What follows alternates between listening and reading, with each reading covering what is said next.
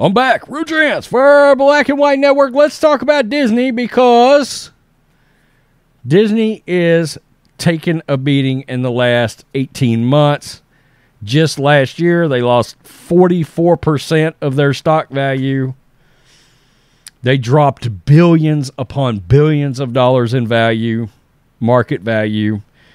And as you can imagine, there are shareholders that are livid about this. I talked about this in my video yesterday about Ron DeSantis as he's unveiling his plans for the Reedy Creek, Orlando district that Florida is taking back away from Disney. That in itself is going to cost Disney billions in the long term.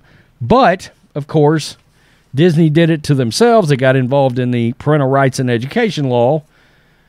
They fully have embraced the mental illnesses that is the LGBTQ elemental P2A plus. Why is there a 2A in there? I know good and well those people hate the Second Amendment. Why is there a 2A again in there? I don't know. To hell with you. So anyway, they've embraced that mental illness. They've put it all through their products, the tentacles, into their theme parks everywhere. And now there is an activist, and I talked about this yesterday, what they call a activist investor. I know you hear that, and you're like, oh, no. No, this is a pro-Trump. Did he say Trump? Oh, no. Oh, no. Trump? Trump. I think he said Trump. A pro-Trump billionaire that is taking aim, and he is trying to get on the board of Disney right now. Why? He is heavily invested in Disney. And Disney is not maximizing his profit potential because of their woke ideology. By the way, Disney has mainly normal thinking American citizens working for them. They do. People that don't embrace this ideology. And that's what's sad about this. They're sitting on a corporate production floor with a bunch of cubicles. There's 40 cubicles. 37 people are normal, probably Christians or Catholics. And you got the 3 purple-hairs, pink-hairs that are messing the whole thing up for everybody. Because that is the 3 people they have chosen to embrace. I don't even know if it'd be that many people. Disney facing a bloodbath. Thousands of layoffs and budget cuts loom. Robert Iger is not going to be able to save this, and he is partially responsible for it, allowing Lucasfilm and Kathleen Kennedy to run amok unchecked. Kevin Feige going off the deep end with the MCU. Walt Disney Company went woke, and now it's paying the consequences with employees bracing for a bloodbath. Executives are expecting CEO Bob Iger to announce drastic cuts, including layoffs that could number in the thousands. When the company reports quarterly earnings on Wednesday, I believe that is today, according to a Business Insider report, the cuts come amid Iger's ongoing corporate restructuring following a disastrous 2022 that saw company profits tank and its stock plummet 44%. Disney is also facing a nasty proxy fight from pro-Trump billionaire Nelson Peltz, whose Tran Fund Management owns more than 9 million shares of the company. Oh, shit. This is going to get interesting. Peltz is angling for a seat on the Disney board, looking to replace Michael Froman, a veteran of the Clinton-Obama administrations. Peltz is unhappy with the way the company is currently being run, including the decision to pick a fight with Florida Governor Ron DeSantis over the state's anti-grooming parental rights and education law. As a result of the fight, Walt Disney World has lost its self-governing status in Orlando, a privilege it held for 5 decades. Like the rest of Hollywood, Disney is feeling the effects of the cratering advertising market, with companies pulling back on ad buys as consumers cut their spending in the face of skyrocketing inflation and the prospect of prolonged recession. Layoffs have hit Warner Brothers Discovery, Paramount, and Netflix. Disney has expected layoffs under the former CEO Bob Chapek, but Chapek was abruptly fired in November following the company's catastrophic earnings report. Disney's financial woes come as the company increasingly embraces transgenderism, critical race theory, and other forms of woke politics in its entertainment as aimed at children. That is their number one problem.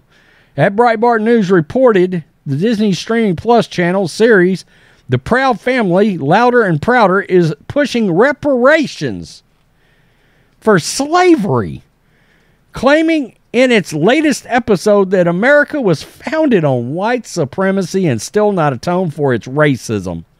Why in the fuck? Yeah, I said it. There it was. God dog. Why is that on Disney Plus?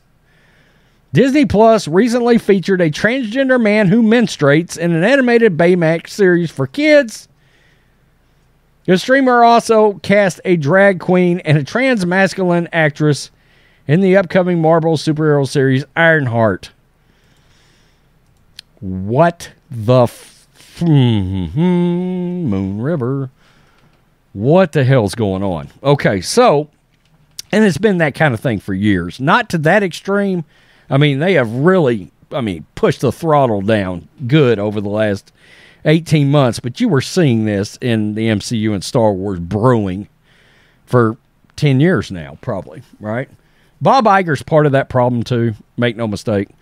But this is going to be interesting. I said yesterday in my video about Ron DeSantis that this is going to be how this changes. If it changes, it's going to have to be a shareholder that comes in and starts swinging his bleep around, hitting the wokes directly in the face. Shareholders want to make maximum amounts of money. And as long as Disney's all up in this, they cannot fully benefit on their theme parks or their content that they're pushing out. Look, Christians, Catholics, traditional family units want to be able to let their kids sit down and watch that Disney streaming app without being subjected to, this nation is built on white supremacy, and you know what? You owe us money. No. No, we don't. I wasn't a slave owner. Certainly my kids were not. For crying out loud. Push your hatred and your racism somewhere else. Your racist racism somewhere else. And now thousands of employees are going to pay the price for it. But I will say this. They should have saw this coming and started lining something else up. Because these companies weren't going to be able to do this without paying the price. This country's going to swing back in another direction. Look, just because all these entities are trying to force you to embrace the mental health issue in this country, and look, a lot of this ideology, in my opinion, is tied to flat craziness. Okay, the perception that, hey, this stuff is normal and it's okay. No, it's kind of effing gross and it's not okay and you're mentally unstable. I mean, you know. So, there we are. Thousands of layoffs, a bloodbath, a spark smidgen of hope in a potential shareholder who's got some power. They will fight him tooth and nail, being a pro-Trump guy. You can best believe that. But he's got 9 million shares. So they're in for a hell of a fight. And if he gets on the board, look out. Look out. I don't know how Robert Iger is able to stay in power long term. Because, look, while he can go out there and talk about they shouldn't have gotten involved, this, that, and the third, he has helped spark a lot of this. And he's one of the problems with the company. And I think the shareholders, while they know it's better than Chapek, I think they know that about Iger. And so you've got a lot of shareholders that are probably not real happy with that either. I don't know. We'll have to see. We'll have to see. It won't matter. These people that got jobs now won't have them. Thanks, Disney.